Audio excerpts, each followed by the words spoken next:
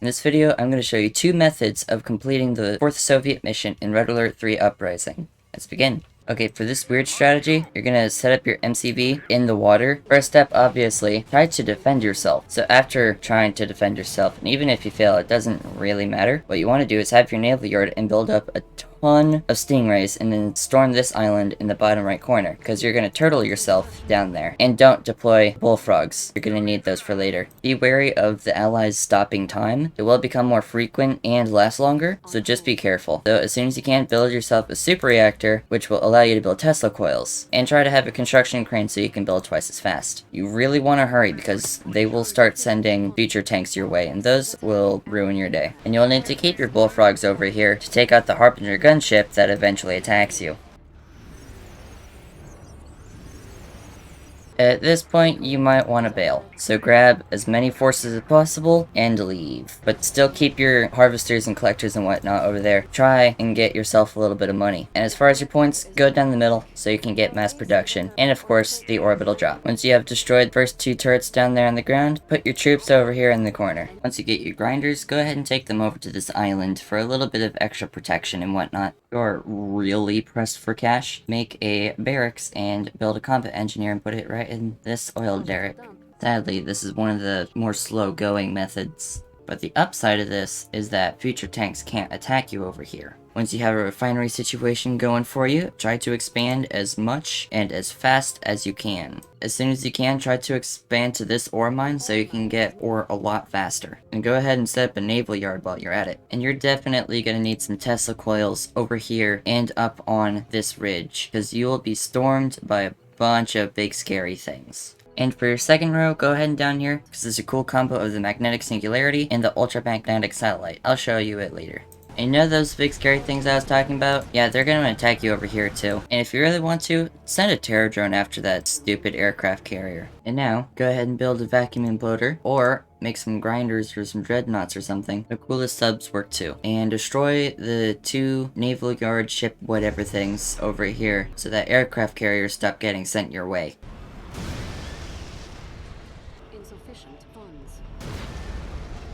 Now that the naval yards are defeated, and you hopefully have a neat little setup, something similar to this, you can start sending some dreadnoughts and wiping out all the buildings over here, so you can capture it for yourself to get some more income. Now to deal with the pesky no airbase problem. It's very easy, just take some dreadnoughts over here or over there, whichever, and then just take out their airports. Then you will be able to make your hammerheads, MiG fighters, and Kirov airships. And now that you have the airfield unlocked, go ahead and make yourself some twin blades so that you can start sending Sputniks and engineers places. Starting with the Sputnik up here to take advantage of the ore mine over here and the 2 oil derricks. And as far as the base goes over here, all you really need is an ore refinery. You can put defensive things over here, but it's not a necessity. Once you got that done, I'm gonna show you a neat little mini army, I guess you could say, that you can put inside a single twin blade to capture these things. It comprises of an engineer, 2 Tesla troopers, and 2 Desolator troopers. Here's my reasoning for the combos. Tesla troopers for the infantry, and then you have 1 Desolator trooper in splattershot mode, and the other on death spray mode, so that way they can combo any tanks. And you don't have to worry about aircraft because you already took out the airport thing over there if you're following this tutorial. While you have these things captured, you might as well have the oil derricks captured. Okay, now for the really OP combo that I was telling you about. Put down the ultramagnetic satellite first because it takes a longer time to activate. Let's find a well-populated spot right there. Then put the magnetic singularity because it will capture all those tanks, and then you can just swoop them up or eat them up or however you want to say it with the ultramagnetic singularity to be used with the orbital downpour later. This even works on future tanks if it's at max rank. Oh, and have some Kirov airships or something powerful in reserves, because as soon as you take out all these green checkpoints, back here will be revealed more, and they're gonna have both allied super weapons, so you're gonna want to be prepared for that.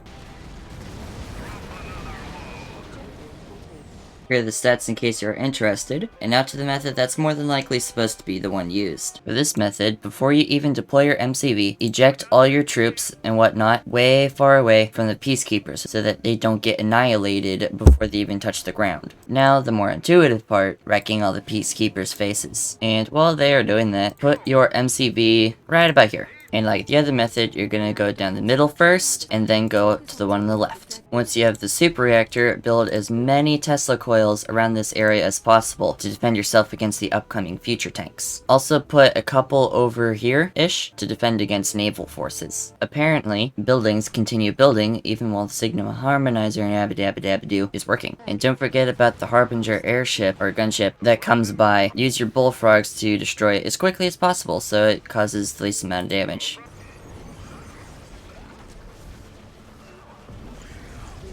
Luckily, these Tesla coils are very effective at killing future tanks. Do be warned they will send more at you at a time in the future, so just start stacking them a little. You will have other things sent at you, but it doesn't matter because the Tesla coils are overpowered when there's enough of them. And of course, once you have this thing captured, you'll be able to see quite a bit more. So send your orbital whatevers down over here. Once you have the battle lab, go ahead and train some dreadnoughts to destroy the airbase over here, so you can start building some aircraft. And if you want to be extra mean, build some apocalypse tanks and put them right up here on the ramp.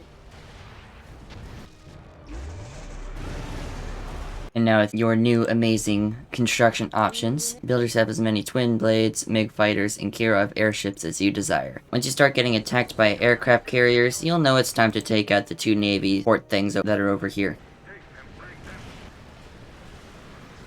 And while you're waiting, I guess, you can take over this island to take advantage of this ore mine and oil derrick. And this ore mine too. The faster and frankly better place to move is over here to these two ore mines over here. So this is interesting. I just captured an allied construction yard. This will be fun. And before you destroy this middle area, make sure you have some reserve Kirovs or something like that. I choose Kirov airships because they're slightly overpowered. I'm just gonna stick them somewhere over here, so as soon as the Sigma Harmonizer is revealed, I can just have it quickly bombed and nothing terrible will happen. Except to the enemy, of course. Now that that last thing is destroyed, take whatever force you were going to use and destroy with it. And here are the stats if you were wondering. Thank you for watching. If you enjoyed, hit that like button. And I have a new video coming out tomorrow. See ya!